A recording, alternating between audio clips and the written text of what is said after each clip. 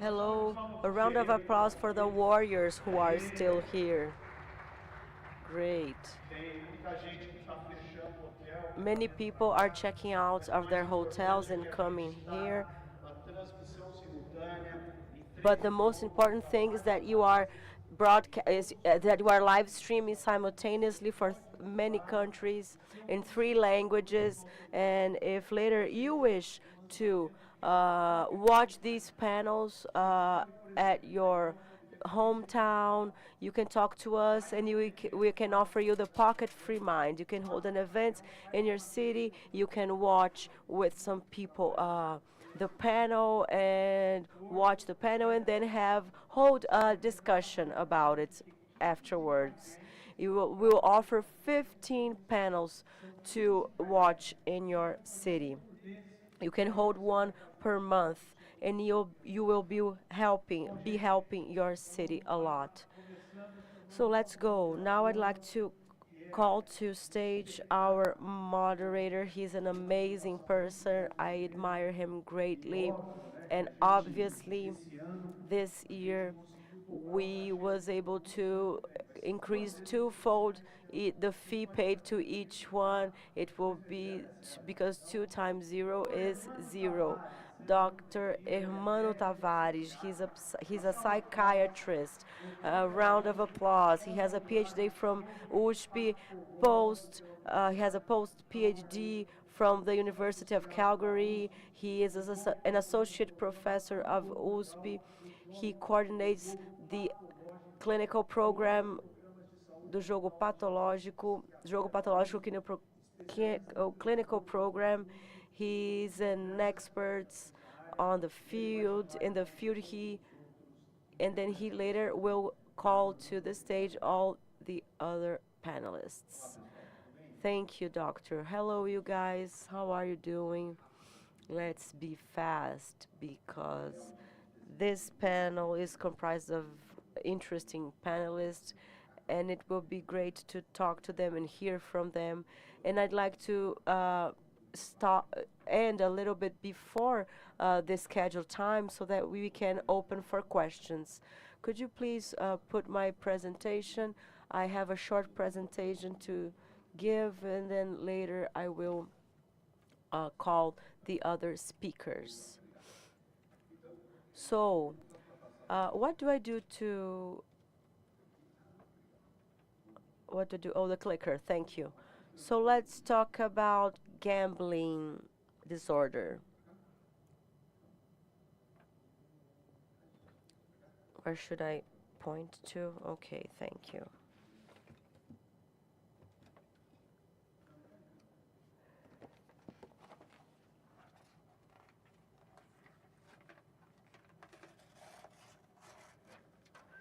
Okay, so what is gambling disorder? This comes from the English gambling disorder. Uh, so gambling in English is a specific type of game, which is gambling. So, so gambling here is not. It's because it's something. We say it's gambling because it's something random. It's a game. It's a recreational activity, and the result is according partially or entirely according by chance. So because of that, based on that, people gamble. People make a bet. So you put an amount, expecting an amount, expecting a result. That's a random result. If you are correct in what you bet, you can win the amount you gambled plus more money. But if you are wrong, you will lose the entire money you used for the bet. So gambling games, they are interesting because it involves two human passions. So first of all, we like forecast. So at the end of the year, someone will give you a forecast, maybe it's a fortune teller. Oh, it was not a shopping mall. No, it was a building. So we love that. Economists will say that the dollar rate will go up or will decrease, and then no one remembers if the guy was right or not. So people like to predict the future. Another human love, of course, is money. A human passion is money. So it deals with two passions of human beings at the same time. So everything people are passionate about can take you over, right? What does it mean? It will cause strong emotions and deep emotions, and that can cause addiction. I'm saying that to you. I'm telling that to you. For nearly 30 years, I have been saying that. But it seems that people don't seem to pay attention to that. But now, suddenly, people from my team and me, every week we are giving interviews for different media outlets, two different media outlets. So the neighbor tried to kill herself because she was indebted due to gambling. It seems that people woke up to something that comes from a while ago. So this data you have here, they are from 10 years ago. If you think this is a lot, now it's even more. It has increased. Back then, 12% of Brazilian people gambled regularly. By that, I mean gambling at least once a month. They spend 10 reais on average on betting. Those who spent over 100 had a higher risk of becoming a compulsive gambler. So, uh, if you are at a level that compromises over 4% of your income, then you have a very high risk behavior and you possibly are a compulsive gambler. So the estimate is that nearly 2.5% of the population has gambling difficulties. Out of these, 1.5% gamble all the time. The others, sometimes they do or they don't gamble. Gambling has always been an activity mostly related to to male, the male sex. And this has worsened or bettered, so that difference deepened due to the emphasis that we have on sports betting. So this brings a more disproportion. So a higher number of young people start gambling earlier and earlier. I will spare you from all the explanations, but all studies say the same thing. Studies in Brazil, in Spain, in Africa, wherever you can imagine. What do they have? Demographic risk factor for gambling disorder is anything that it's an indication of social economical vulnerability. If you belong to a minority, if you're less educated, if you're unemployed, if you are recently divorced or widowed, you are at higher risk. So these are indicators of vulnerability and social separation. So the individual is lost, isolated. He's not seeing hope in anything. Where will he resort? To what he will resort? To gambling. So they are the seduction of gambling, like a mermaid. So the mermaid sings, you become enchanted, and then you go to the sea, you drown, and she eats you. That's a very nice thing, right? So that's gambling as well. So the gambling increases in frequency throughout the ages, but those who have this gambling disorder had a subdivision. They had an older group and a very young group. This older group, around 45 years on, they have a more balanced proportion between men and women. But among 20, 25 years old, they're mostly men that began to gamble earlier, around when they were 15s, nearly 15 years old. So they are the that they have the most severe condition. So this situation I'm showing you, it has not improved. Um, Actually, everything that I'm saying became more severe, more acute, younger, severer. Okay, so then risk factors for anything, a history of abuse, negligence in childhood, for any type of compulsion is the same. An initial first experience. So if I gambled, and in my first gambling, I won. So I said, wow, that's amazing. Genetic predisposal. So it's good to pay attention if you have cases in your family. So you should try not to involve yourselves in gambling. Well, actually, if you have difficulties with alcohol, tobacco, you will also have an increased vulnerability to gambler, to gambling. Another interesting thing, people say, I don't know how that works. When in the 90s I used to play a little bit. Now suddenly I got my phone and there's an online casino and I'm stuck to it. How is that possible? How were you in the 90s in the bingos, in the casinos? That was nice. I had recently graduated, I was starting to work, and now, well, now I'm separated, I have two children, working a lot. Things are very difficult right now. Well, that's your answer. When you are at a stressful moment in your life, curiously, is the moment where you seek the help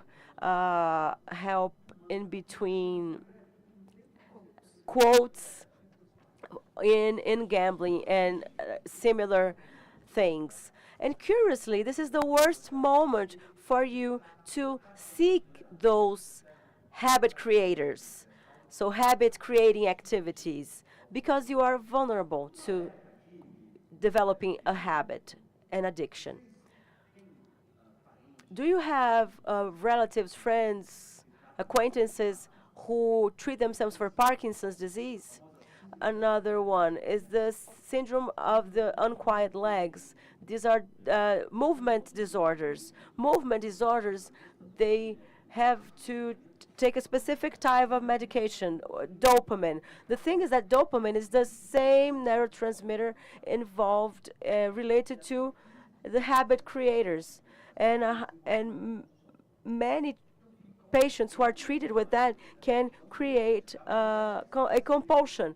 It's not for you to not to take the medication, but your doctor will advise you on that. So when you think about a person changing his behavior, oh, he's playing on now. He's playing on on all the time after he treated his insomnia. Then he took a medicine, and then he's on the phone all the time gambling. So here's the alert. So how you treat that? Of course, there's a certain specificity. You must have some experience that you build with your patients. But the basic structure is the same structure that you use to treat any type of addiction. So, chemical or non-chemical, behavioral or sex, drugs, food, whatever. What do you need? First, you need to adjust your language. No, I'm going to teach the patient about his or her condition. That kind of doesn't work. If the guy has a condition, he will go into treatment. He knows what he has. Sometimes he needs to be convinced that it's a medical psychological condition, because sometimes they think it's a lack of character, a character flaw, or other issues. But that's not how we understand. For example, the guy goes into treatment and takes a dopamine as medication, and then he becomes a gambler because that makes it vulnerable. So let's agree among ourselves here. What are we treating here? What's our goal? My goal is obviously uh, no longer bet, gamble, or reduce my gambling. Always, but that's my goal. But my patient's goal is different. He and or her will accept that the path for what he or for what they wish, because he's there to have his resume his relationship with his relatives and rescue his reputation and gets back his family and get back his financial feet. So, and how are you going to achieve that? Oh, I think I better stop gambling. Yes, my friend, you are doing great. That's it. So I must make him reach that conclusion. I don't impose that conclusion to him. So that's what we do. We're going to, and then we promote a motivational intervention. And when they are motivated, no, now I understand what I'm doing here. We are in sync now. What do you do? Well, I can give you some ideas. How about not having much access to credit? How about you canceling or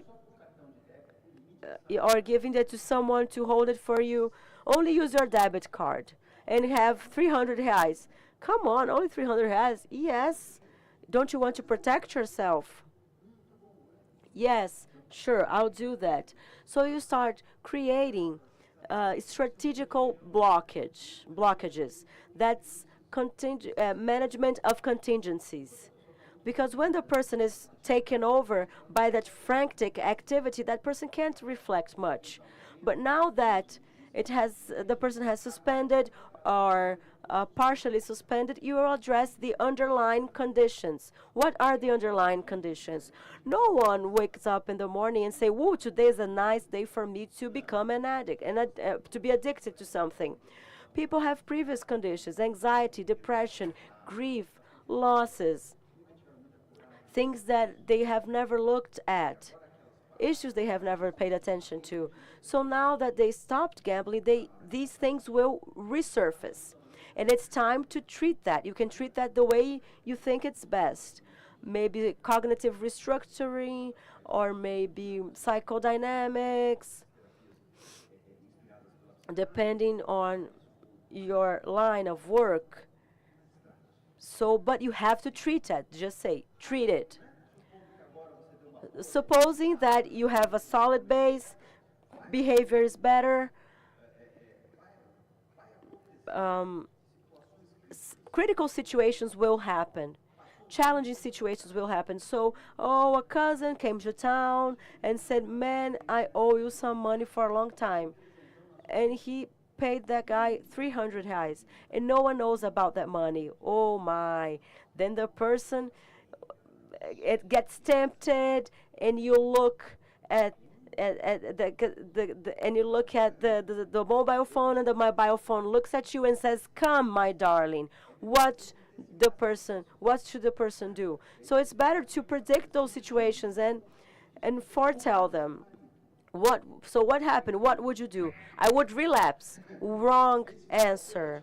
So no, think about an alternative for you not to relapse. I would buy something nice. I would transfer to my wife's account and let the guy imagine that situation. He has to create an emergency plan. So we train their skills and establish what we call relapse prevention. And that's it. What's the specificity is to know that situations are peculiar to gambling. Two things that in gambling are terrible. Three, actually. One, they are exciting. Gambling is exciting. So when I stop gambling, I feel that my life has no emotion, and I need emotion. And that's not easy. Because you can tell the guy, "You want emotion?" No. Use a parachute. I don't know. So take a course. It's funny because the gambler has he can stay there, and he has a lot of courage to bet on 17 black and stay there. So, but he doesn't ride a roller coaster, and he's very afraid of riding a roller coaster. He's afraid of the physical risk, not the financial risk. But he finds it. It's our task to help him find this. On a challenge to gamblers, money starts annoying, as surprising as it is, because he gets annoyed when there isn't any, and he's annoyed when there is. So understanding how the mindset of a gambler works and the logic of the gambling world works helps address a treatment. What about pharmacology? We use medication, but basically to treat comorbidities, and 3 to 4 of these individuals have relevant comorbidities, such as anxiety, depression, other addictions like tobacco, and they are responsive to treatment. What about the treatment, the gambling itself with medication, with treatment? It's still experimental. There's no medication that has been approved in the sense, but we still use it. Naltrexone, which is a drug that was approved to treat alcohol dependency, has been used with great results, good results in the treatment of gambling. It's not a miracle, okay? It improves the chances of withdrawal by 30%, but 30% is okay, right? If you're losing the game, your 30% is good. So you're a bit more consistent. You don't know if you're going to win this battle, but it's more consistent. Sometimes people won't tolerate tranexone, or there is some type of adverse effect, but there is topiramate. We conducted a survey where patients took topiramate or placebo without knowing what they were taking, so he would not be influenced. So this is interesting. When we analyze without knowing who's taking what. So we prepare these charts, and you can see clearly withdrawal, reduction in withdrawal, better cognitive skills, better social skills. The blue group had a clearly better performance than the green group. So why is that? Let's find out. And when you find out, you find that it worked. The blue group was the one taking topiramate. So this survey of ours, topiramate, had an interesting effect that can help the gambler. Other studies that were carried out with topiramate did not have the same results. Oh, but why were you able to achieve this and others were not? I think there are secret is that we didn't do just for topiramate. We did topiramate with psychotherapy and placebo with psychotherapy. Is that topiramate with psychotherapy mixed in a way that one helped the other, because the other studies only did topiramate versus placebo but not associated to psychotherapy. Any other things? Well, there's this thing called magnetic transcranial inspiration. It's a weird name, but we get a type of magnetic device, a very small magnetic device, and you put it on top of the head of the person, and of course there are certain protocols you have to follow, but you provide this instance of a magnetic field on the cerebral cortex, and you can modulate the activities of the cerebral cortex at your will, at your discretion. You're trying to change the cortical pattern that is already become standard. And the first studies have shown some benefits in stimulating the cranial part, and it's something that does not hurt at all. It's not invasive at all. It's as if you sat in a dentist chair and just stay there. Someone will say, "No, that's fake. That doesn't work. You're lying to me." But if you do that, then the guy might, become bad. You know what we do when we become bad? We get the same inside this vial in the visual cortex. And you know what you do? You become blind. You will not see again. Then you turn on the magnetic device and you see again. And so and forth. So, okay, I understand where it's not fake. When you're stimulating other regions, the person doesn't feel anything. It's nothing, no sensorial process is being changed. So she doesn't notice you're changing something. And this might have some interesting effects, but more studies need to pop up so that we can say, yes, this is the way. So what's new? What's actually new? It's not the treatment area, it's in our society. This shouldn't be here.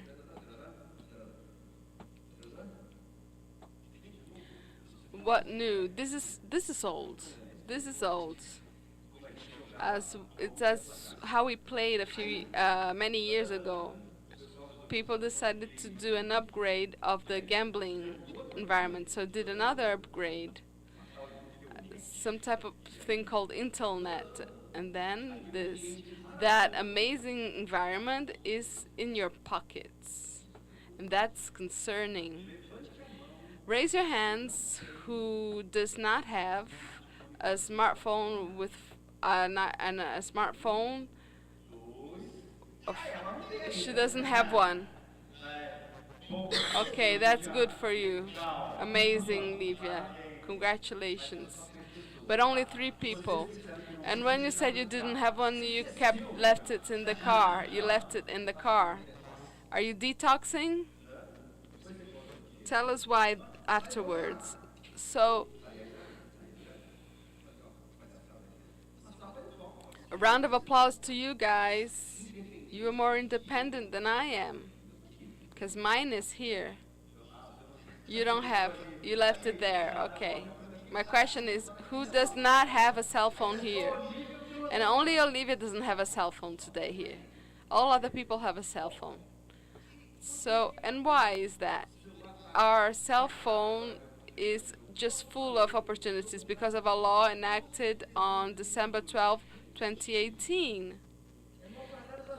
Yes, when you're, reaching the end of the year and no one's going to pay attention, and then another president will assume and people won't really pay attention to this bill passing. So it's been a boom, it was a boom, legalizing gambling, sports gambling, which are very persuasive, and particularly they appeal to the taste of the youngster because it's associated to a sports practice that is identified with our culture, and many of these youth don't have their own personal income, so to get the money to gamble they were required to ethically questionable funds.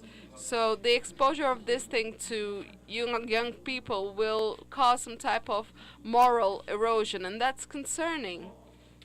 Well, in the entire world, there is the increase in tax collection on gambling in an exponential way. Brazil, until 2022, was not the 10 largest markets of the world. Now it's the first one. Okay, in the world, we are the society that's betting the most, more than the United States, who has nearly the double of our population. Why? Because we like gambling?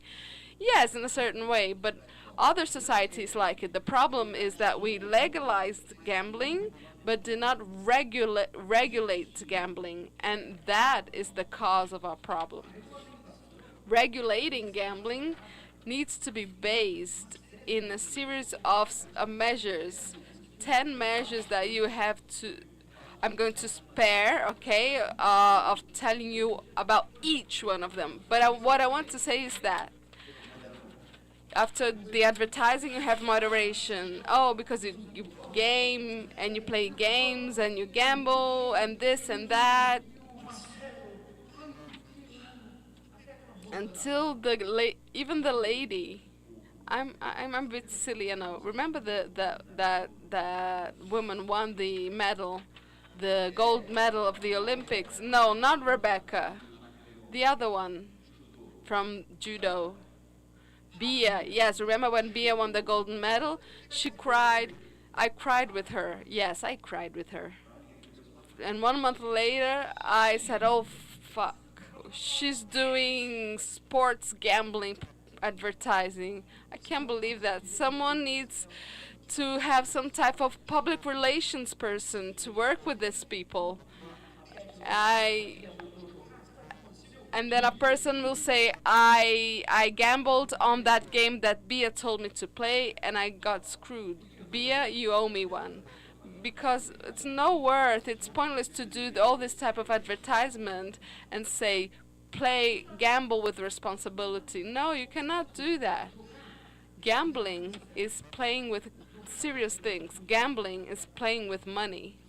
So you're playing with serious things. You know how hard it is?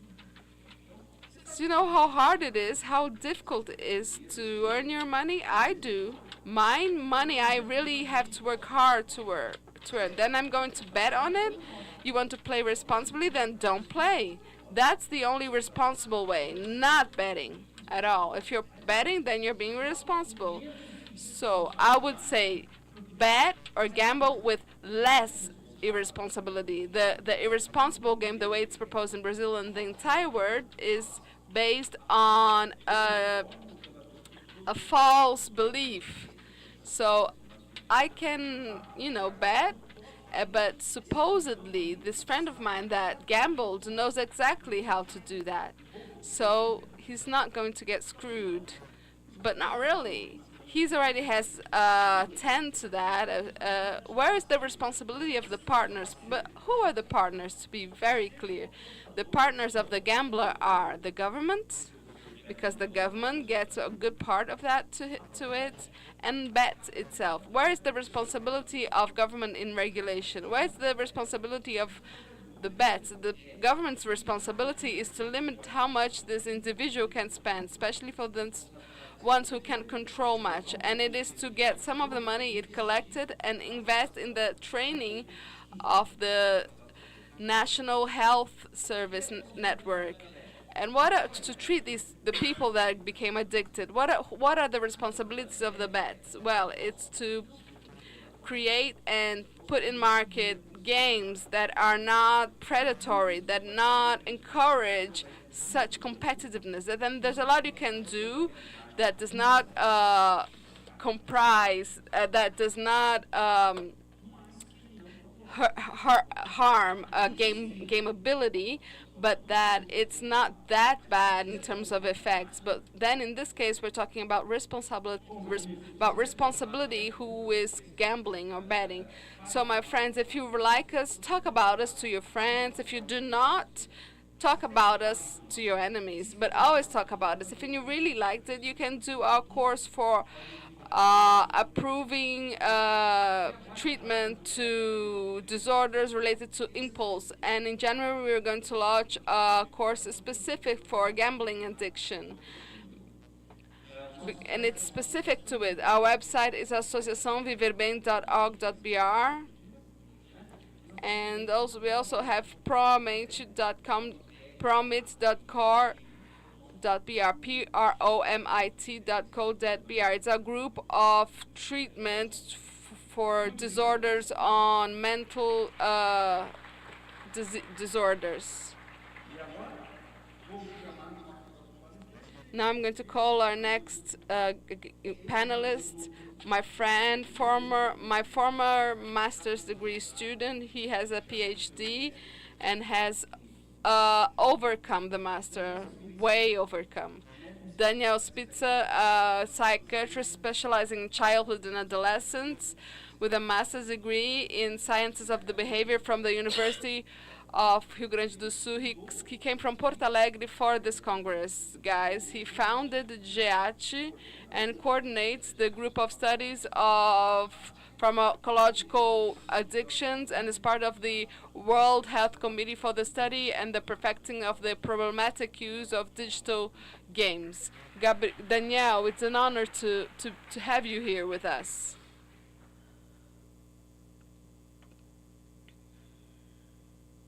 Hello, good afternoon, everyone. It's a great pleasure to be and participate once more in this Freemind Congress with such dear friends. I want to especially thank Paulo and Gisele for all the organization of the event.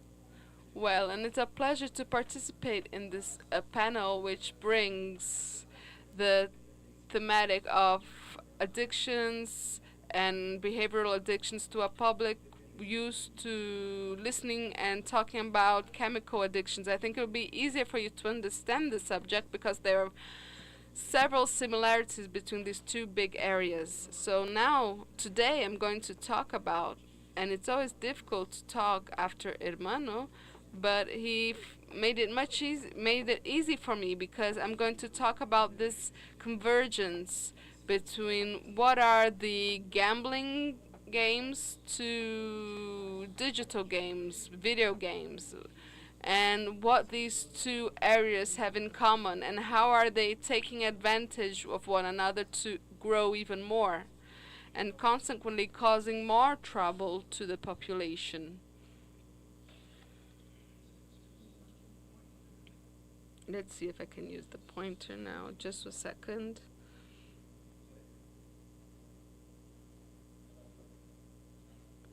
Great. So I'm not going to talk much about disorders, diseases, sickness. I'm just going to tell a love story. Okay? It's this encounter between video games and gambling games. And it's an encounter that of two multi-billionaire industries that move billions and billions of dollars per year.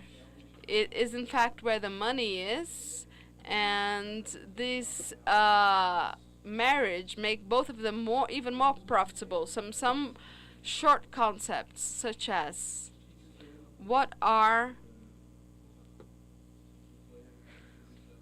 this is the division of gambling. Okay, so what are digital games? Digital games are activities based specifically and whose main goal is entertainment.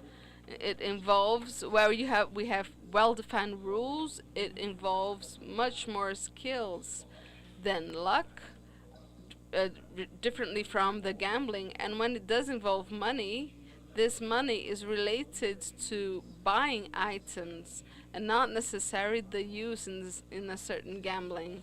This is our traditional video games that you have in your cell phones today.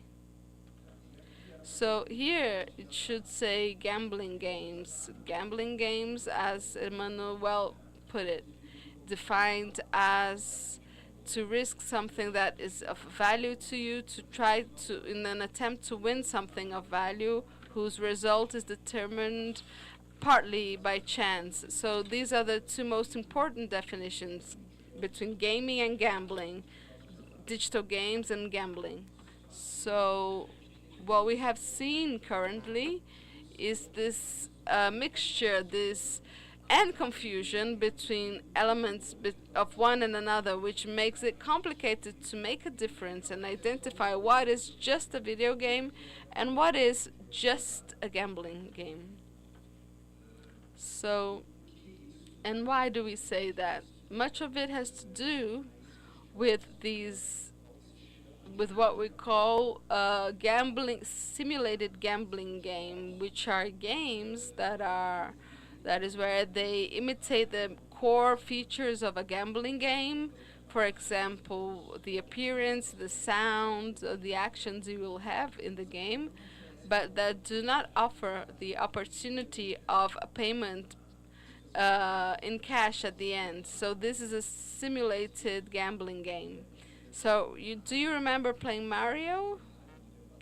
Not so long ago.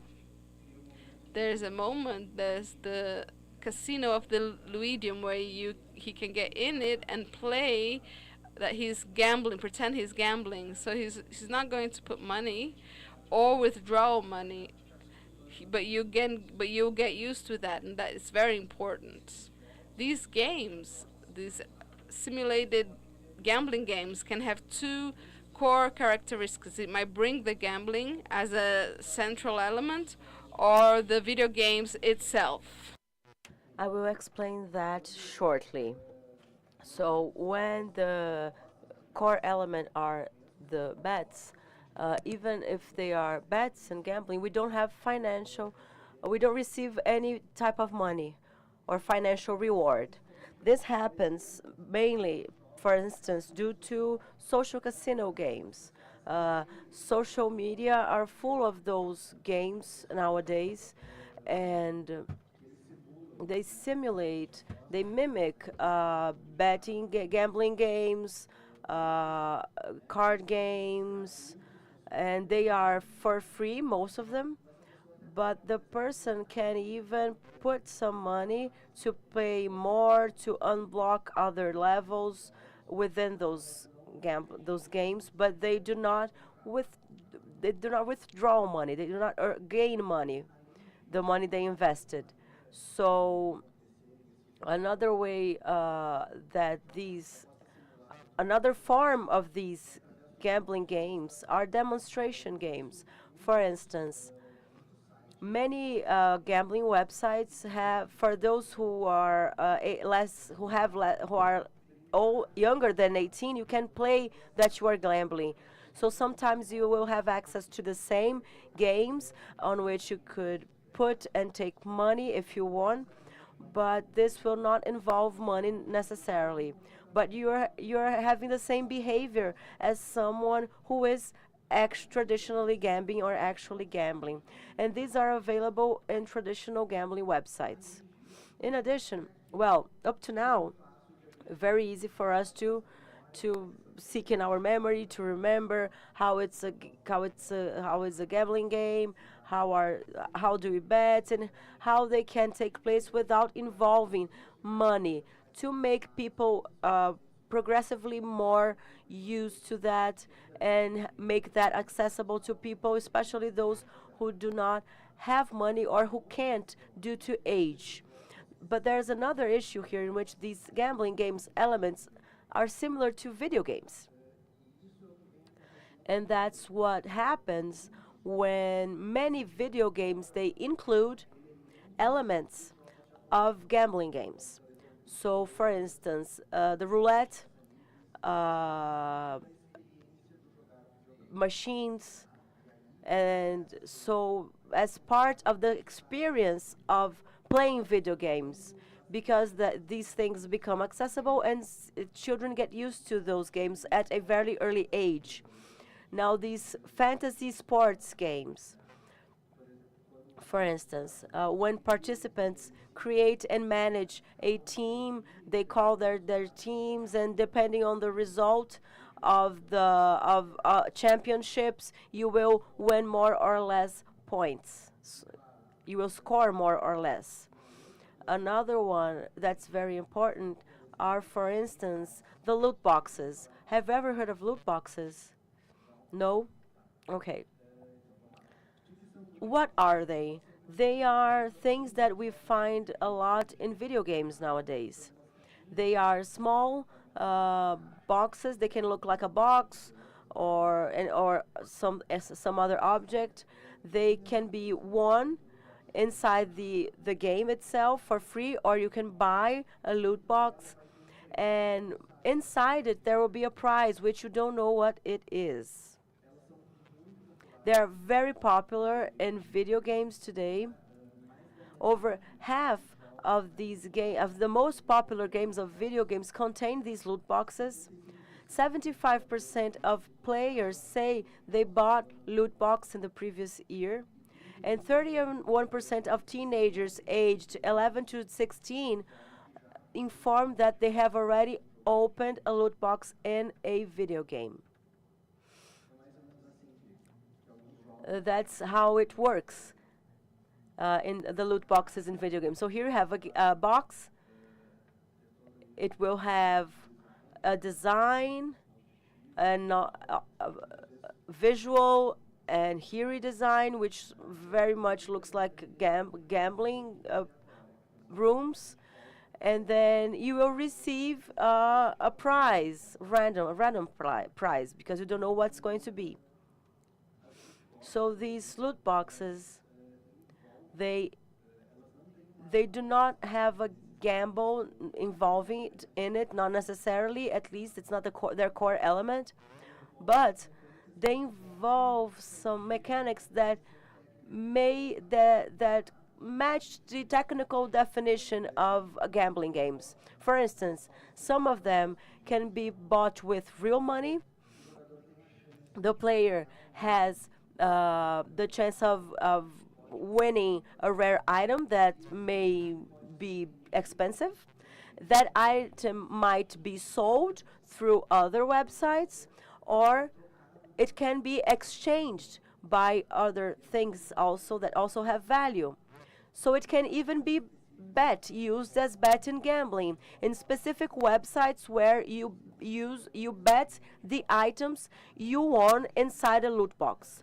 So if you bring together this possibility of purchase with real money, a random prize, and the possibility of you gaining some money through that, this they match the technical definition of a gambling activity.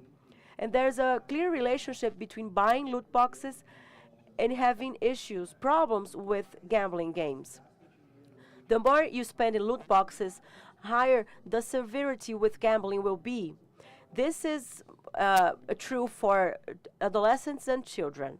Oh, I'm sorry, adolescents and adults. I'm sorry. So, just like these advertising strategies, they say, "Oh, we have only a few units," or "It's a rare item. It will be available for a short time." So many strategies are used to make these loot boxes more attractive and more gratifying. And we know that loot boxes are more related to gambling than to when you buy an item directly inside a game. For instance, I want to buy a piece of clothing for my character. So I can go to the game, choose that clothing, and buy it for my character. So that's much less harmful than buying a loot box expecting to find the piece of clothing I want for my character. Well, what ends up happening then? In these situations in which you expose children and make children get used to, at a very early age, to gambling elements inside digital games, which are probably today's currently children's main leisure activities. So this type of behavior is normalized. So gambling seems to be like a socially acceptable and safe activity. The person becomes familiarized with it, they practice, and they gain experience in it. They build trust, generating a series of beliefs related to their ability to win money, when actually the most important role that's played there, it's chance. And then that person becomes conditioned and starts to reproduce more and more this type of behavior. So what we end up having is the following. The simulated gambling or bets, they served as gateways to to gambling with real money. So the more people gamble with money, higher is the incidence of problems related to this gambling. So I'm not saying anything new when I talk about gateway. So this ends up being very important in this situation. Okay, you are going to ask me, Danielle, but you said that there's an association. So these are studies that cannot define cause and effect. Yes, that's true. If we have studies that are cross-cutting studies that were made at one certain moment, we cannot say what caused what. We will be able to do that in studies that follow people throughout time, and then they can observe what we had in the beginning and then what they had at the end. And that's what many of these studies did. I'm not going to get into detail, but only to show you a little bit that there are many studies. These studies are expensive and difficult. We don't find them in a large quantity in the literature, but we have some very important ones saying that people who have an early exposure to games that involve simulated gambling, casino games, or games with many, many loot boxes involved. After a while, after 6 months or after 1 year, they ended up migrating to a behavior of gambling using money, real money. So then we can, through that, we can confirm what studies showed as an association. Here we can establish a true cause-effect relationship and show, and we notice that these are part of the main games children play today. This Canadian study showed that after 6 months, 26% of people who were playing casino games, simulated casino games, began to gamble with real money. In this other study, it's a German study, it evaluated that after 12 months, 28.8% of people who played poker without gambling money, betting money, started to play poker betting real money. This is a German study that showed that teenagers who played simulated gambling games after 1 year, the 12% of them started gambling, started betting using real money. And this had to do with the effect of advertising and their exposure to this advertising on social media, or the offers of these types of games within the video games they played. So actually, we already have studies, experimental studies, cross-cutting studies, and throughout time that show a cause-effect relationship between simulated bet and real bet or gambling. So they are actually the gateway to this type of behavior, consequently leading to other problems related to those gambling behaviors. We have a scenario in which video games, they incorporate the mechanics of gambling games, but the regulation is not suitable for gambling games. What do I mean? You have gambling elements there, but you are free to, you are PG-13 or PG-14, or anyone can, or not, and not 18 as required for gambling. So that must change. At least we need the same rules. If there are elements that increase the risk of leading people to gamble, we have to think that the minimum age to be able to be allowed to do that is 18. So it's important to have spaces like this one to multiply and disseminate this information. So these games are not as innocent as they seem. Rodrigo will talk about the risks of addiction regarding video games. And I'm talking about another risk, the risk of migration to a gambling behavior. We must then establish limit mechanisms and have apps for parental control. And especially, advertising must be suitable to the ages. Just like Hermano said, the effect of advertising on on gambling, that's exactly the same thing. And that's it. Thank you very much for your attention. Okay, here's my contact if you have any questions later after this activity and you don't have time to talk. And please, if you want to ask me directly, please feel free to do so. Thank you, Danielle. Great presentation as always. A short and organized message. I'm asking our panelists today to be a little bit faster to see if we have time to interact with you. Here is one. For 1 week, she will be, she's still a student. She will defend her PhD very soon. We are at that moment of excitement. Sheila Regiani Nisker, she's a doctor. She has an MA in infectology. She works in behavioral addictions. Just to tell you what she's going to say, she's going to talk about the use of screens in childhood and among children and teenagers. They are on the screen and you don't know what they are doing.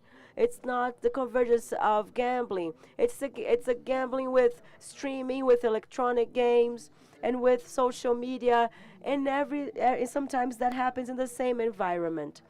So most important than map out each thing the individual does, maybe it's more interesting to educate them to use screen more properly. Shayla, please, you have the floor.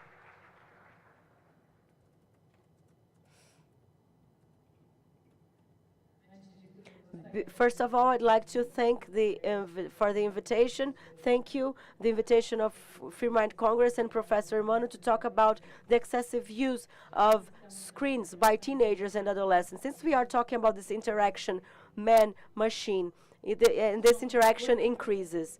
We are 8 billion people, 5 billion online, 5 billion on social media. We are in 2020. In 2023, the USP Journal said that 56% of our daily time we are using on the screens. I believe that's much more actually. In 2019, one third of our children from 4 to 6 already had a smartphone with internet access.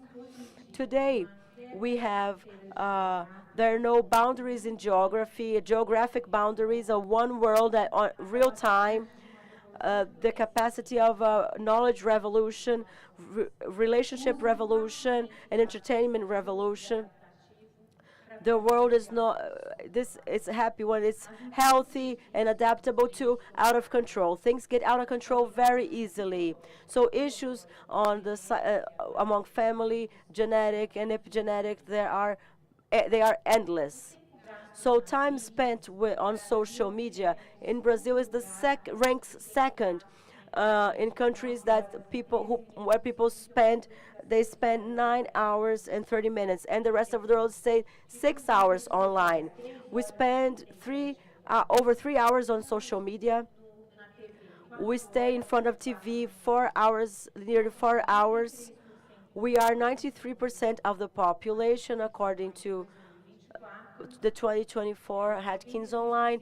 93% equivalent to 24 million are online from 9 to 17 years old. We rank third in the world in the social media regarding social media and TV. Like never before, we are coexisting. 6 generations coexist in the world. In technology, there was an acceleration because generations changed every 25 years, and now they change every 10 years. And what happened was a big reorganization. For instance, from 2010 to 2015, mobile phones, which were flipped, they flipped, they became smartphones. So from childhood stops to play and becomes a mobile phone based childhood. Mental health of teenagers, does it improve or worsens with this reorganization? That's the $1 million question. So what happens with the construction of identity? Construction of identity involves cognitive aspects, emotional, social, and health aspects. So are they being made by humans or technology? And de Morguet, in his book, says that we are missing opportunities. I think here we are in between the opportunities of technology and the adverse effects of the factory of the stupid. That's what we are trying to mediate. Children and parents, parentality, authoritarian with not authoritative, with attachment, safe. So we must pass on to our children healthy habits, social skills, and emotional self-regulation. What are we seeing in the restaurants? A change in needs and demand. The child doesn't want to be quiet, so they give the shut up toy, which is a mobile phone or a tablet, instead of offering your lap or your hug or explaining or being a mediator. So, among these screens, There are judicial prejudice, sleep harm, social harms, leading to addiction, fragmented attention leading to addiction from playing outdoors and the passive behavior of the screens. Playing outdoors is developing the cognitive, motor, social, and emotional areas. And we are now going to the exacerbation of two senses only, audiovisual senses, leaving aside the other senses, and also balance and the conception of orientation, of time and space that the playing and the parks used to provide to children. Here is my part as a pediatrician. The activities and the closer exposure to screens is increasing short sight in our children. Now it's 30% today, and 4% of high short sight. And progression in 2050 will be 50% being short sighted and 10% of high short sightedness. So, a regulation that ophthalmology and also the pediatricians of Brazil ask is that every 2 to 3 hours per day you go outside, because the light of the sun will increase the eyes to become even bigger and will also help block short-sightedness. And you can also relax ocular your ocular muscles, and each person policing its distance to cell phone, which should be greater than 20%, 30% if possible.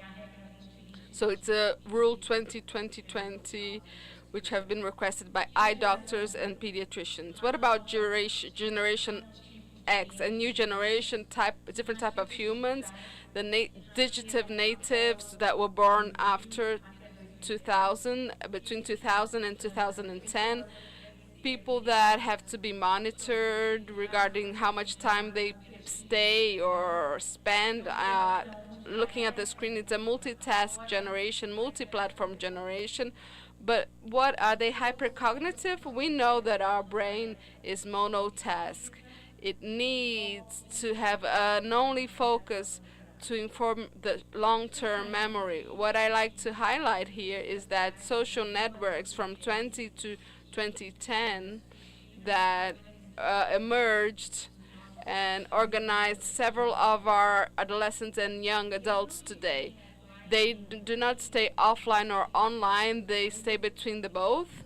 They have the habits of being on extimity, that is, they expose everything they do. They have a mutant opinion behavior, a liquid generation, a flexible personality.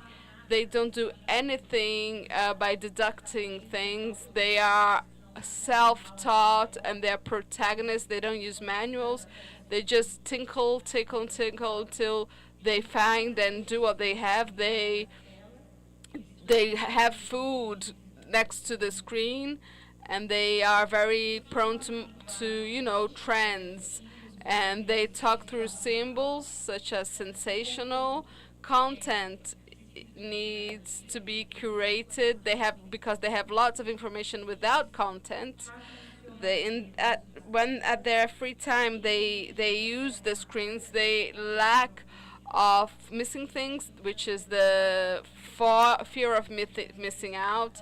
There are people fighting for the joy of missing out. They're impatient with sexuality. I like people, non-fixed genders anymore, and they get involved in social responsibilities, such as I'm a radical Green Party and so on.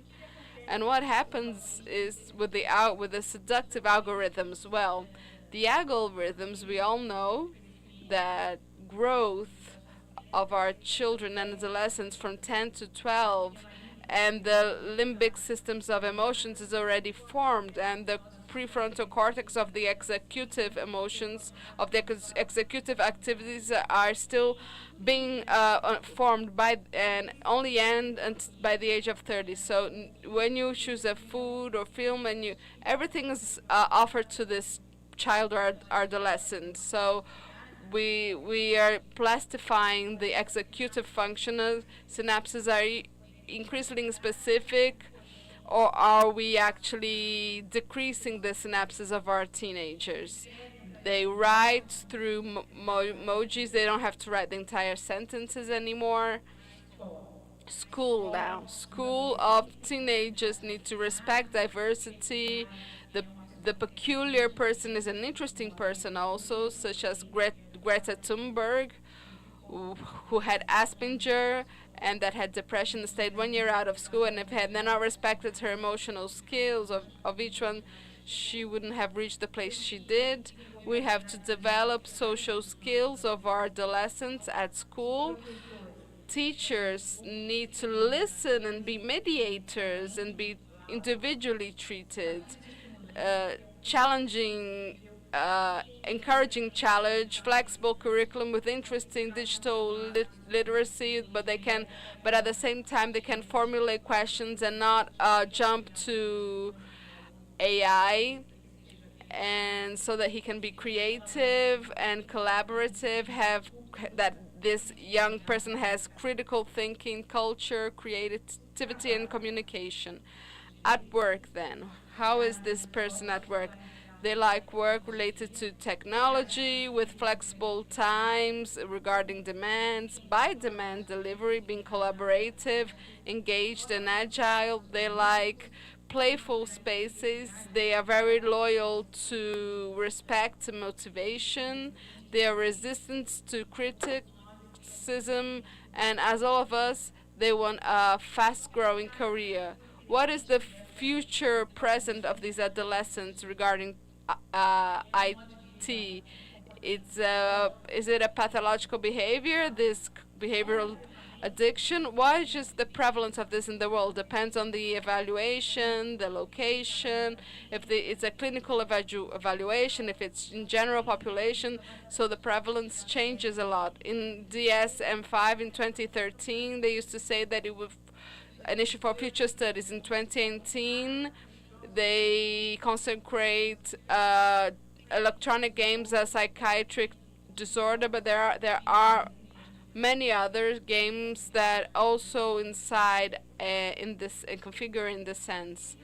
So it would be a problem of the tool. It would be a problem of the style of attachment and safety feeling, the problem of the context, problem of the family, or problem of the peers.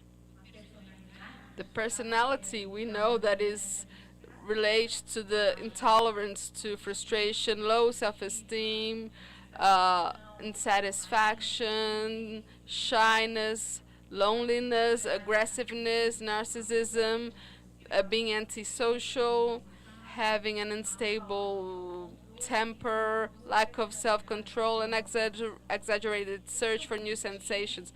Are they more intelligent? Maybe they're intelligent for that type of game and not for other things. And they are people that usually have more chronic physical disease, such as obesity, which retrofeeds through being addicted to internet, or some other type of disorders such anxiety, depression, and the abuse of substances. They all retrofeed from one another. It's not, we cannot know which became first. Regarding family, a lack of communication with the family, lack of rules, and little knowledge on the risks that internet provides. A family that is negligent or that treats bad this person, or with low educational level, or there are outpatient clinic. We treat families with high, well-educated families. Addiction leads to the lack of school performance, work performance, isolation, insomnia, a change in temper, and being very nervous without an apparent cause. But remember that this person is neglecting all their other routine activities when they spend too much time on only one online activity. The development is as if children that are children with low writing and language skills, The motor development of those that just sit down the entire day is completely different from those that play outdoor. Fragmented attention, the coefficient of intelligence, there's still not conclusions on that. And self-control is also compromised. Regarding dependency, regarding addiction, obesity is retrofeeds from the use of technology. Same thing as diabetes, heart risks, sensorial, sensory changes, such as becoming deaf due to headsets, work accidents, and traffic accidents. Treatment, especially in our sector, they prefer the cognitive behavioral psychotherapy, and here we have some telephone contacts. According to the Brazilian Society of Pediatry, before 2 years, never. From up to 5, 1 hour with a tutor. Up to 6 years, from 6 years on, not use it before school or before going to sleep. One device at a time, 1 hour up to 2 hours, but still with an education value of the tutor. And from 11 to 18, they left when we say that 2 to 3 hours per day, and not, stay the entire night playing, gaming, and using screens and digital activities in this sense. Have a dialogue for use, add educational values such as empathy, or this association of aggressiveness need to be thought about, identify risk factors, mediation of conflict, have a motivation, reinforcement in self-efficiency. Parents are role models at home, and thinking about tediousness, resilience, systems of rewards, plentifulness, and thinking of other activities out of the screen, some time free of screens, lunch free of screens, and also some screening at school to see who might have disorders, mental disorders, the use of addictions. It's a campaign that I vouch for. These are the useful apps which are all important, remembering that the classification of the recommendation of use of games, videos, films that need to be referred to by parents, teachers, and educators and health professionals. Have a place to play at your home. The digital environment can be a playful place, educational place of promoting health and well-being. Here we have social networks for children, and games for children can be associated with technology and activities at school. One of our group created this game, risk route, thinking of climate changes and climate risks. Very interesting. Technology can be educational, inclusive, with Braille and Brazilian sign language. Detox would be very interesting to each one of us to recharge our psychological battery inside of us, and have public policies with interesting rules and standards. Here I'm in ChatGPT through my avatar, or Google for any question, play. I'm here on my email. If you want to ask me anything online or physically, please do. Thank you.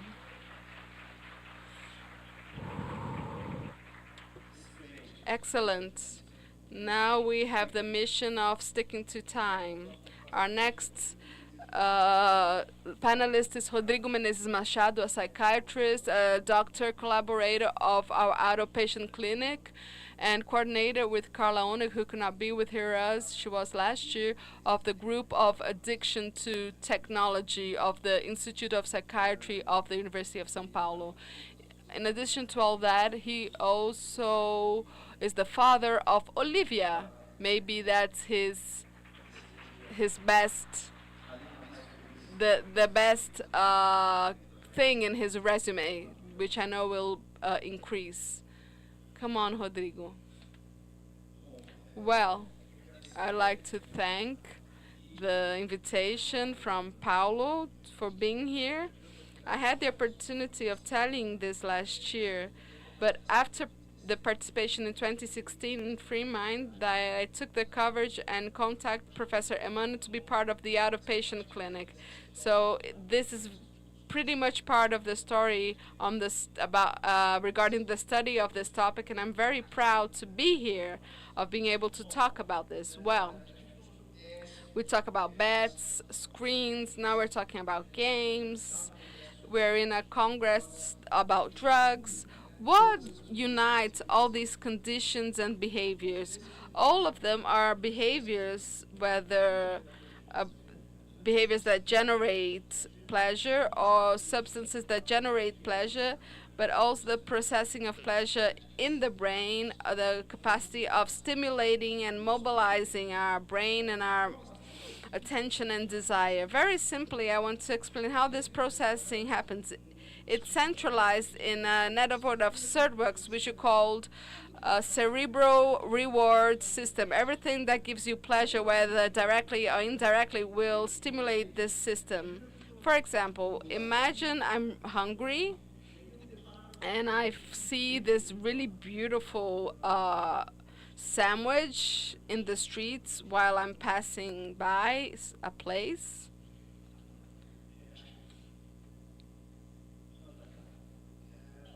Well, so I see this sandwich while I'm passing by or by a shop, and it's looking at me. So then there's the process of the visual cortex of this image. My brain identifies that it's not dangerous, that it's potentially pleasurable based on my memories that will make me fulfilled. And we have this information reaching this reactive part of the reward system. The role of the cerebral reward system is to identify environments that can give us pleasure directly or indirectly, with has dopamine neurons with its projections to a region called nucleo accumbens. When the brain identifies the possibility of pleasure, we will have a very short and rapid release of dopamine. Dopamine is most of all will, desire. When I have butterflies in my stomachs because I really have this desire of gaming, of betting, it involves peaks of dopamine to release this pleasure. If we only had this part of the rewarding system, it will be a train out of control, but we have other cerebral system that will be a counter check. If we can then identify when it's too risky, for example, and within these structures we have the prefrontal cortex structure with the frontal part of the brain, which will reflect, should I eat this? I might be in diet. So this rationalization, this reasoning about risks revolves the prefrontal part of the brain, the precortex, frontal part of the brain. Then I will eat, we will relax, feel pleasure, and we will have other systems activated with the release of endorphin. And then my brain says, this was so good, let's keep this memory with us, because if we are able to do this again, we'll be able to identify and generate this entire process again. The thing is, there are some behaviors that are very seductive for the brain, and they have this potential of intensely recruiting our attention and reiterated exposure to them. And some people who are vulnerable can make it modify, trying to anticipate the next set of pleasures, saying, I want more, I want more. So there's this hypersensibilization, and pleasure itself becomes less pleasurable. So we will have a downregulation of the opioid system. That nice sensation becomes less nice, and but to still and continue with this sense of pleasure, I have to stay more time and increase my tolerance and get into more risky situations. So we must understand why are we so worried with adolescents and youth to their exposure to games. The thing is that their brain is maturing. So what do we see? It's the maturing process of the cerebral cortex. So the bluest and purple colors are the more mature areas, and the green areas are more immature. When you have this side view that starts with 4 years old and ends shortly after 20 years old, you see that one of the latest areas to mature is the prefrontal cortex, especially the lateral one. So that's why this specific population is very vulnerable. It has its brain, teenagers have their brain well functioning, but areas such as the prefrontal are not fully matured and developed. So that's why teenagers tend to be more impulsive and more mobilized towards the impulse of gratification. If there's pleasure involved, so let's seek it without taking much care for risks or considering risks. Throughout the last decade, regarding the game addiction and abuse of gaming, it's because they changed a lot. Games changed a lot throughout the last 10, 15 years. Back in the past, games were very different. Video games were very different. Now they started to include statically aesthetically interesting features to make children play more. And some of them come from gambling, and they're kind of disguised. But these elements are known as being elements that recruit the attention of young people. When you look at this graph, what does that mean? Each ball represents one type of game within large types of games. So you have adventure games, action games, strategic games, strategy games, and we have these subgroups. And when we started to study games, studies usually put everything in one single place, in one single pot. So what we began to understand is that we were comparing them, and they were very, very different, sometimes oranges and apples. So everybody who plays a game knows that sports games are different than strategy games, and that generates different stimuli and the stimulation in the brain. So we decided to divide these games because we know some games are more dangerous than the others. The first games here, we know Pac-Man from 1972, they were seductive. It was a true fever, but they began to be repetitive. They became boring throughout with time, and they were all the same thing. There was no evolution or a curve that kept them seductive, maintaining engagement. Now, these modern games we see today, here's the image of Call of Duty. It's extremely realistic. A lot of stimulation. It involves online cooperation. Simultaneously, different people are playing and cooperating and playing together. So this potential of gratification and feeling of pleasure is much higher than in old games. As Danielle said very well, we're going to talk about pervasive stimuli. So then we enter this cloudy area between games and gambling. Of combining games and gambling. When you play like Candy Crush, for instance, it's nice, it's fun, people play. Suddenly, when you evolve a lot in that game, it becomes very difficult to change levels. And then it starts giving you tips. Buy an extra life, a facilitator to continue to play. They do that, playing with that card to add the pay to win mechanism. People start to say it's not possible that this game is doing that to me. I need to continue to play. And they'll spend money to do so, to gain these facilitators and pay for extra lives. So these are persistent games. This is a game that went viral, Ragnarok Online. Each doll here is a real person in the real world, living together in a big square. And this game goes on 24 hours a day because there they interact, they fight monsters, they have missions. So the young person starts to think that real life is boring. It's very boring. Here in my real life, I study, I go to school, and that's and that's not nice. There I will be a leader. I can be recognized and valued. I can become a professional gamer. Some of them have the dream of becoming professional gamers. And or I can create an avatar, an online representation of my image.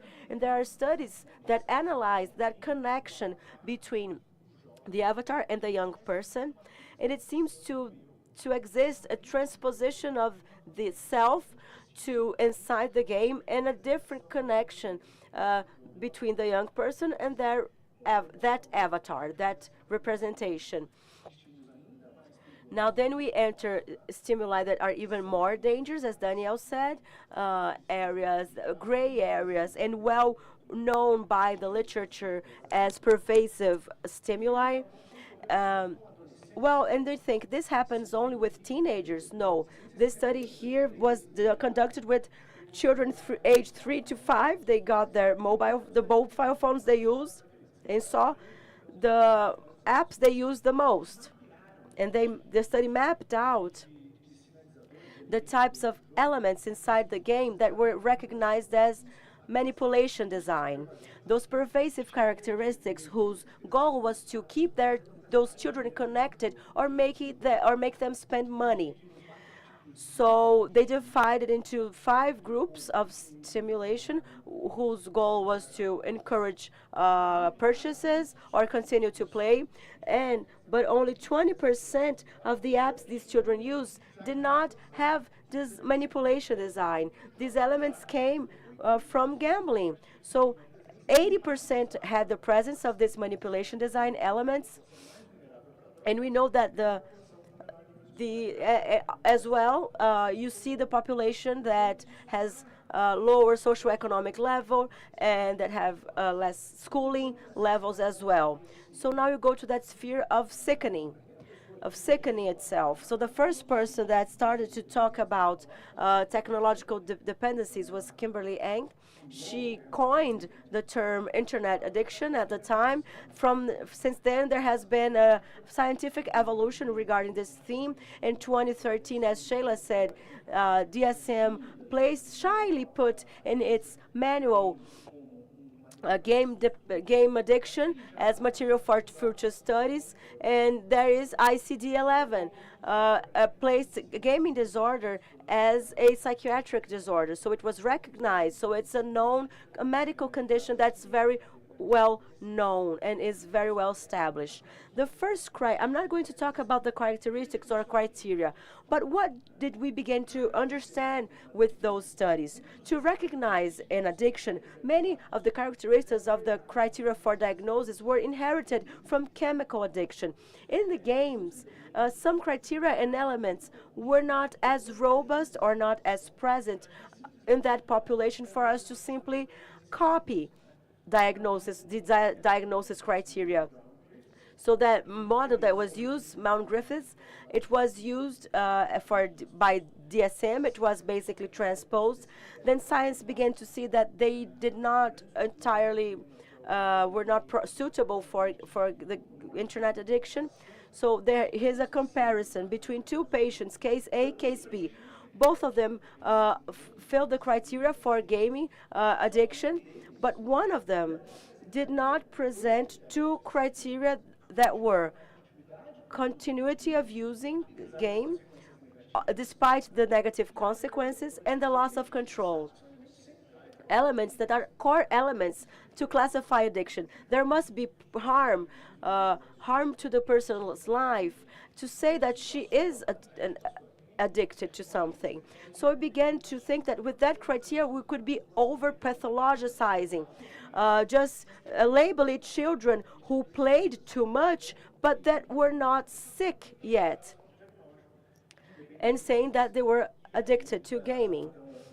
So he proposed, based on all of that, he proposed that we should use core criteria for sickening. I know that this is in English, but they talk about core criteria, which would be relapse, and it overlaps with loss of control.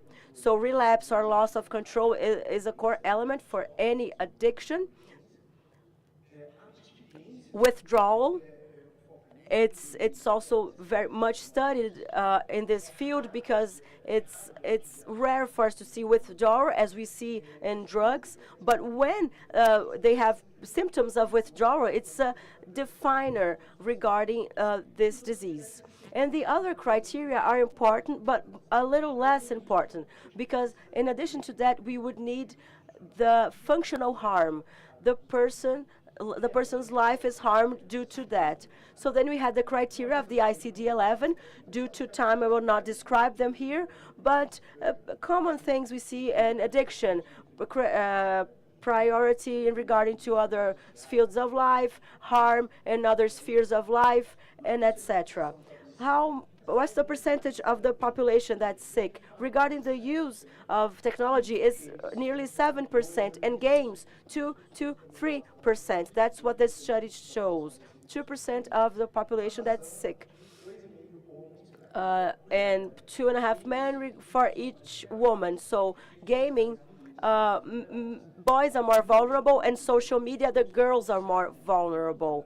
So the first study that studied the brains of the people who were facing addiction after a game with war tanks and everything, the activation of the reward system with the release of dopamine. And another study showed that the level of dopamine release in the practice of games was similar and comparable to the intensity of the reward system that was activated when a person received amphetamine in their veins. So it's a recruiting behavior. So that's to show you how this is a recruiting behavior.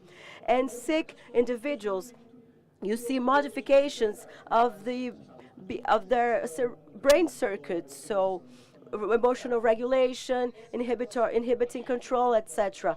So when that person comes to the clinic, and it's important to understand that the presence of other diseases, it's other conditions, is very common. So often other conditions occur. The most common one, depression, anxiety, ADHD, social phobia, these are the most common co-conditions. A relationship with depression is a two-way street. Both the individual who is abusing video games, it starts to increase the chances of developing depression, and the other way around is also true. I will talk faster. So individuals with the ADHD and game disorders have worse symptoms and worse outcomes as well throughout the treatment. And now my last slides regarding treatment. What do we do with that population? The therapeutical goal very little times talks about full withdrawal. Maybe as a challenge, let's do a detox, 1 week with no games, and to see how difficult it is, access the use and everything. But the idea is to gradually reduce the practice, generating a self-management and a healthier use, reducing the symptoms of the disease, the co-condition, or the disease itself. So we'll think about each condition in a different lens. And we have the cognitive behavioral therapy, and also medications focusing on treating co-conditions. So there are studies in family groups, in other practices such as mindfulness, and the message I want to leave: everything must be done with moderation. This study analyzed the perception of well-being is related to the time spent in front of screens, video game, computers, etc. All screens add to the perception of well-being of individuals. So they continue to use during hours, and then their perception of well-being drops. So some exposure to screens is good, but too much is negative, and the perception of well-being decreases. Some support materials we tell them to read, and here where to seek for help. We have the Gamers Anonymous as well. And the website of our clinic. I'm sorry to stick here too long, but I think I conveyed the message I wanted. Thank you very much. No, you didn't. You were right on time. Olivia, did your daddy do well? Yes. What grade do you give him? What grade do you give to his presentation? Oh my, you passed. That's great. Congratulations. Now, our last panelist, uh, is, she's among the speakers of today, is the only one that's not from the ambulatory of USP.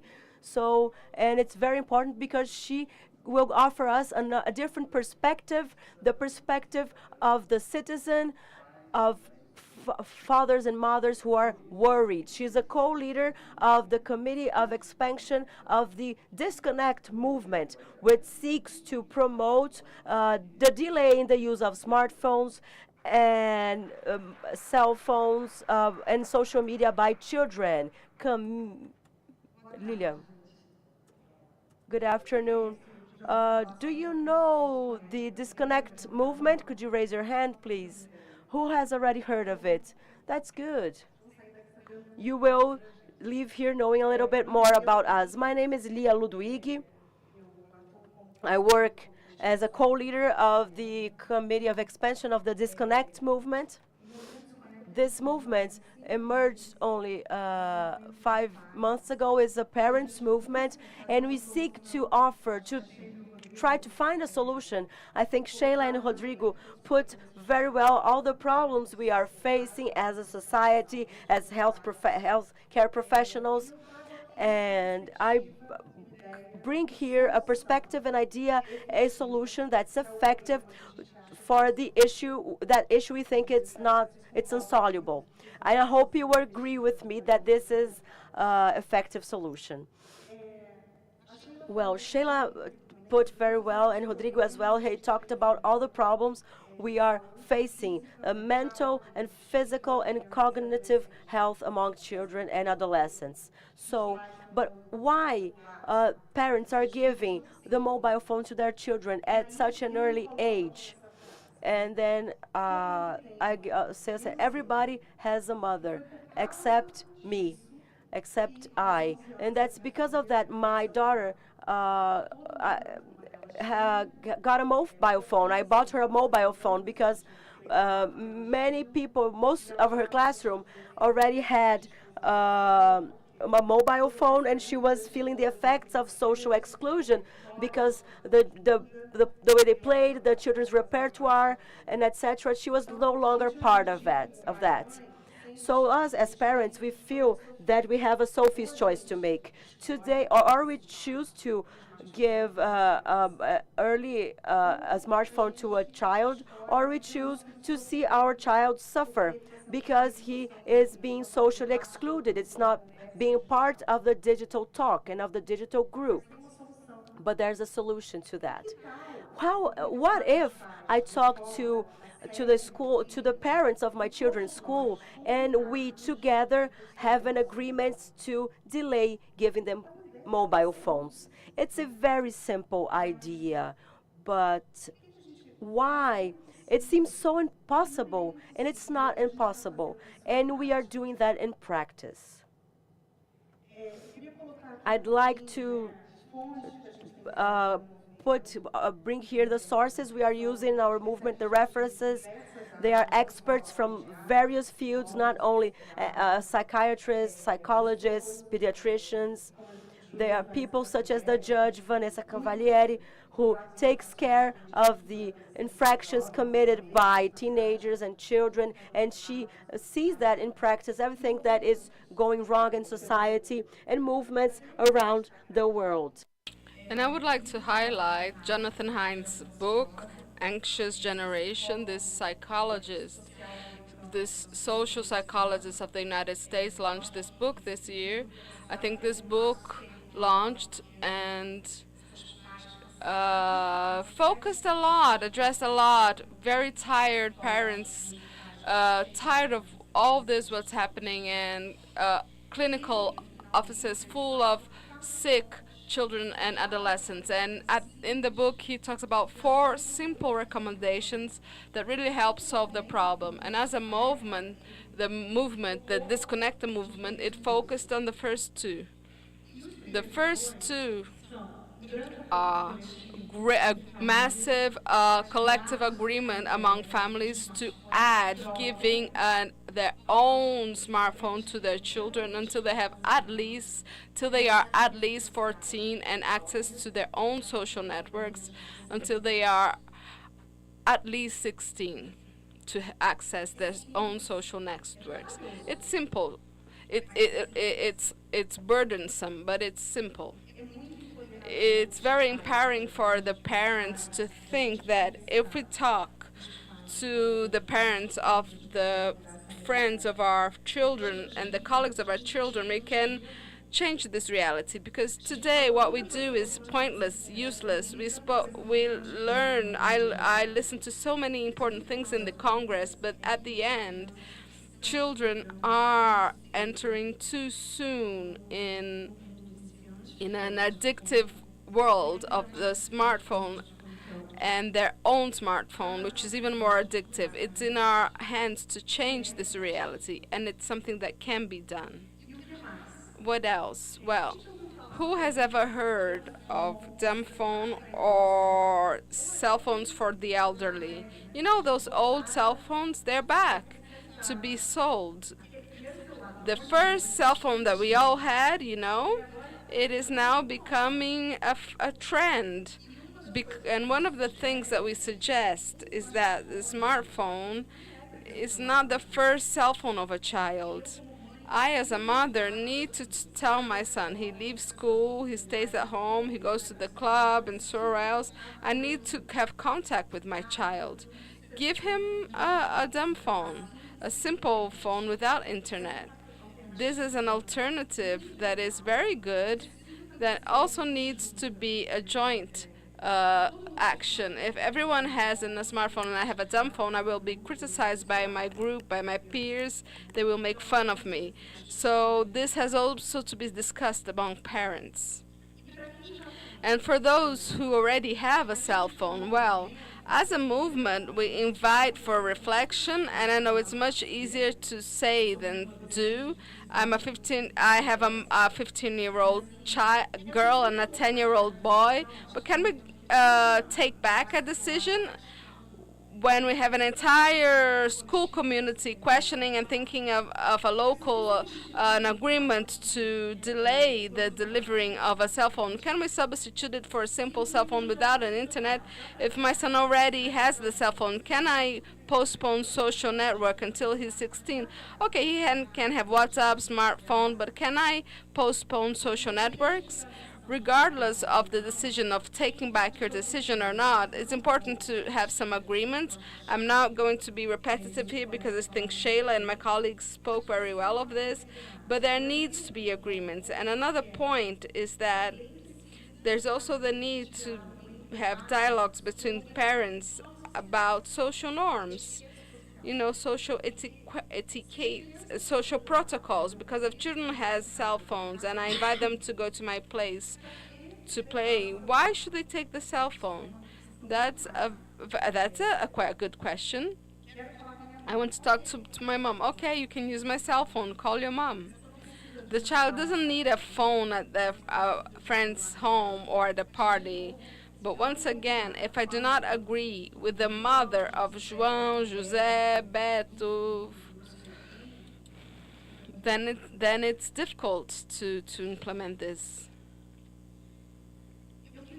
I'd like to highlight that this message of mine initially seems, oh, she's a radical. No, Movimento Desconecta is not a zero screen movement.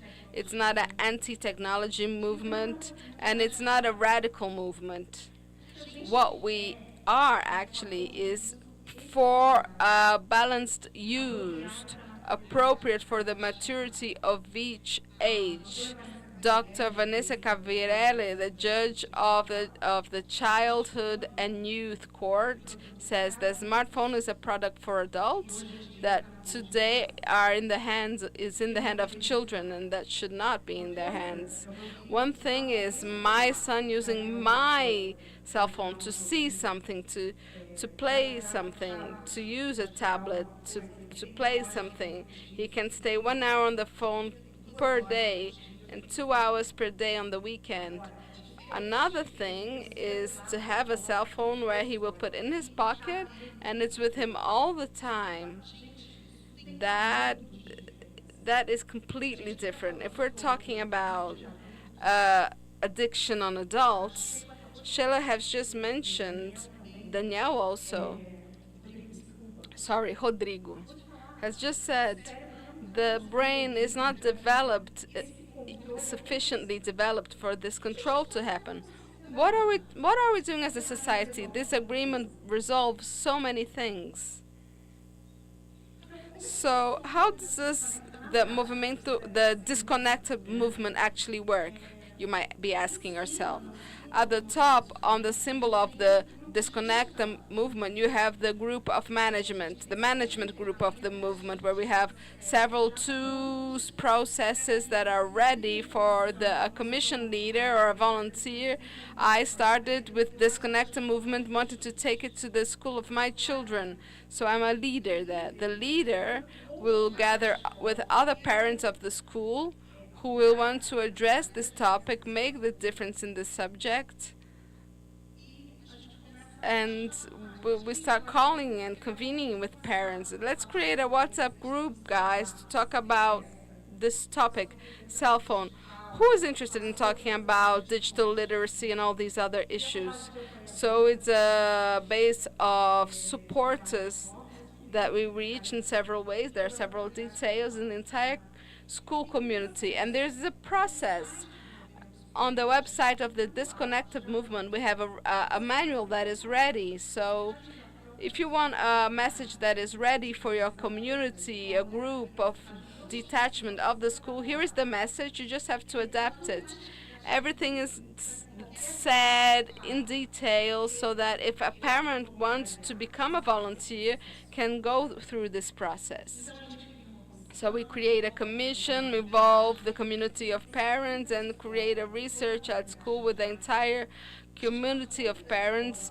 We seek the support of the school. We show them the survey. We don't address the issue of prohibiting cell phones at school. It's a world trend. We don't know if it's going to happen, but it's not something that is in our hands. As parents, it's in our hands the decision of giving the cell phone or not. And that's what we're talking about here. So, creating awareness campaigns for step 6 with as an effective collective agreement so that the school community, the parents of the school of different ages, different grades, will sign an agreement with no legal effect, but that we know the percentage of people that agree that they will not give the cell phone until their children are 14 or 16. What do families think of that? You might be asking yourselves. Oh, people will not accept this. No, they do. This is survey that collects 11 surveys carried out in schools with over 3,000 schools of private schools of the southeast region of Brazil, and 86% of the families say they are in favor of this collective agreement, out of which 62% would sign the agreement with within this age, 14 for smartphones, 16 for social networks, which is the suggestion and recommendation of Jonathan Hayes in the book Anxious Generation, and 24%, they're just in doubt about the age. And I just want you to remember this 24% because I'm going to talk about it soon. Where do we stand today in a movement with 8 volunteer mothers, really practical, 370 enrollments, more over 200 schools out of which are public. One has signed an agreement. The school of my children hopefully will be another school to sign the agreement. The school community is ready for this. We have an index of favorability of 91% at the school of my children, which is very high, and 74% according to everything. And we believe in the power of active collections to inspire more families and schools to come together and do the same. because it's very encouraging and potentializing. How can you online here in the audience help? Well, one thing that I want you to know, you can know more about the movement. We have a channel on Instagram. Although it's a new movement, it has grown dramatically. The movement dot disconnecta. It's worthwhile looking at the posts, although there are not that many. You will recognize. Do you recognize yourselves in my role of wanting to do that? If you do, if you want to, that is, if you want to bring the Disconnecta movement to the school of your children, get into the website www.movimentodisconnected.com.br, and then you can download the form for your enrollment, and then we can talk about this wonderful idea. I think 2 points of help that I need to emphasize, since it's a congress full of specialists, doctors, pediatricians, psychologists, psychiatrists. Well, there's this issue that we began this movement in an ignorant positivity that we need to have this benefit, this idea, this proposal go quickly to public education, but we don't have workforce or knowledge enough to have this be taken right now to public schools, to parents of public schools. We want to have a front dedicated to support public schools, but we need to know more in depth and adapt our proposals and tools to leverage this discussion. For example, a large part of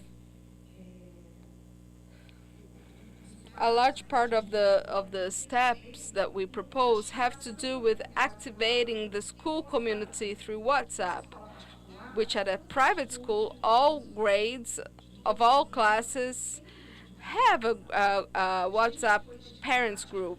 We found out that most public schools do not have that. There's no a WhatsApp group for parents. There is a school one though.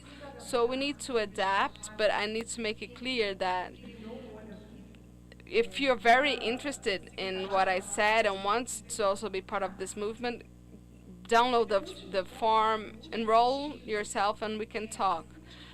Finally, I'd like to ask you, as my colleagues in the morning and in the afternoon spoke about the recommendations of the Brazilian Society of Pediatry about the use of screen, we have a challenge. We are living at a specific time where we're in mud, in chaos, which is this current moment, with so many children and adolescents that are sick. But we need to, at the same time, work with this reality and try to improve it, but also build a future that is completely different for the children in 10 years' time. At this age, she might seem, I have heard from some parents, wow, but 2016 for social networks, it's too late, don't you think? Maybe it is, maybe it's not. But my point here is specialists such as you can help a lot in survey and generation of scientific evidence. You can also help us discuss an agreement, a consensus. And I looked up this word in the dictionary. So consensus is an acceptable resolution that can be supported, although it's not the favorite decision of each one of the participants. This is a very new topic which is changing very quickly, but I'm here as a mother because I want to save my son and his friends, and maybe, who knows, I will save other children throughout Brazil. We don't have time to wait for scientific evidence in 10 years' time, and the more we have a single, clear speech, with the clearer and the more powerful the recommendation of professionals and families, the better. Let's work together. Thank you.